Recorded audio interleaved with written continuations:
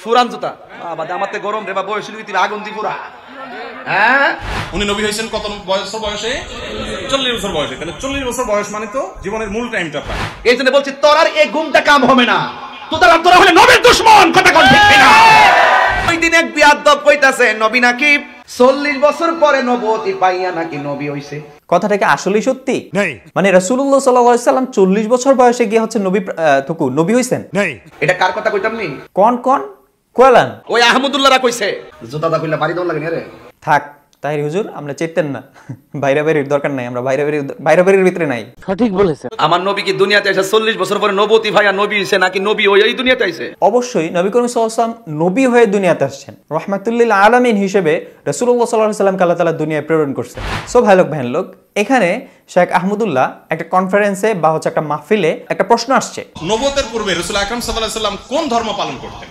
যদি বলেন যে কোন ধর্ম অনুসরণ করতেন না, তাহলে নাউজুবিল্লাহ উনি কি ধর্মহীন ছিলেন নাকি? এখানে একটা কথা আছে, আবার কথা বলে যে নবী করিম সাল্লাল্লাহু আলাইহি ওয়াসাল্লাম যখন আসছেন তখন ছিল আয়ামে জাহিলিয়াতের যুগ। তাও সত্য। আর এই যুগের মধ্যেই রাসূলুল্লাহ সাল্লাল্লাহু আলাইহি ওয়াসাল্লাম ইন্নাদ-দীনা ইনদাল্লাহিল ইসলাম, আল্লাহ তাআলার মনোনীত ধর্ম ইসলাম ধর্মকে প্রতিষ্ঠিত করার জন্যই তিনি এত কষ্ট করে গিয়েছেন। আলহামদুলিল্লাহ বলেন। রাসূলুল্লাহ সাল্লাল্লাহু আলাইহি ওয়াসাল্লাম একনিষ্ঠতার উপরে ছিলেন, যেখানে কোনো ধর্মই আল্লাহ তাআলা পছন্দ করেন নাই, কোনো ধর্মই হক ছিল না, কোনো ধর্মই সত্য ছিল না, সেখানে রাসূলুল্লাহ সাল্লাল্লাহু আলাইহি ওয়াসাল্লাম কেন অন্য ধর্ম মানবে? ঠিক কি না কর? উনি নবী হয়েছেন কত বছর বয়সে?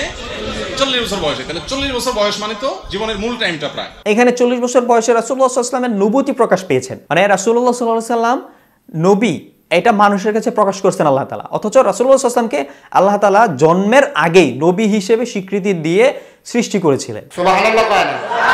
আল্লাহ তাআলার বন্ধুকে আল্লাহ তাআলা দুনিয়ায় পাঠিয়েছেন নবী হিসেবে, নবী বানায়া। আচ্ছা, এখন আসেন শেখ আহমদুল্লাহ সাহেব কোন আমলের কথা বলছেন, অর্থাৎ কোন ধর্মে পালন করার কথা বলছেন, সেটা আমরা একবার শুনি।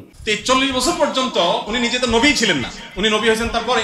তাহলে 40 বছর পর্যন্ত নবী হওয়ার আগে তার ধর্ম কি ছিল? নবী সাল্লাল্লাহু আলাইহি সাল্লাম নবী হওয়ার আগে হেরা গুহায় গিয়ে ইবাদত বন্দেগী করতেন। ইব্রাহিম আলাইহিস সালামের যে দ্বীন হানিফ ছিল, ওই দ্বীন হানিফের উপরে তিনি অটল থাকতেন, অবিচল থাকতেন। সমাজের বিভিন্ন অপরাধ, এগুলোর যে আপনার কি বলে এটাকে, এগুলোর যে ছোঁয়া, এগুলোর যে আঁচ, এগুলো নবীজি সাল্লাল্লাহু আলাইহি সাল্লামের গায়ে তিনি লাগাতে দিতেন না, বরং তিনি হেরা গুহায় গিয়ে আল্লাহর ইবাদত বন্দেগী করতেন। সো ভিউয়ার্স, আপনারা শুনলেন নবী করিম সাল্লাল্লাহু আলাইহি ওয়াসাল্লাম তো জন্মের পর, নবুয়ত প্রাপ্তির আগে তিনি হচ্ছে হেরা গুহায় যে ধ্যানমগ্ন থাকতেন, ইবাদত করতেন। তো এখন কথা এটা না, কথা হচ্ছে তিনি রাসূলুল্লাহ সাল্লাল্লাহু আলাইহি ওয়াসাল্লামকে বলছেন যে তিনি 40 বছর পরে গিয়ে হচ্ছে নবী হয়েছেন, অথচ রাসূলুল্লাহ সাল্লাল্লাহু আলাইহি ওয়াসাল্লামকে আল্লাহ তাআলা নবী হিসেবে স্বীকৃতি দিয়ে দুনিয়াতে পাঠিয়েছেন। সুবহানাল্লাহ। সো ভিউয়ার্স, এখানে আপনারা কথাগুলো শুনলেন, আহমদুল্লাহ সাহেবের কথা শুনলেন, তাহির হুজুরের কথা শুনলেন। এই বিষয়ে আপনাদের মতামতকে এটা অবশ্যই কমেন্ট বক্সে জানাবেন।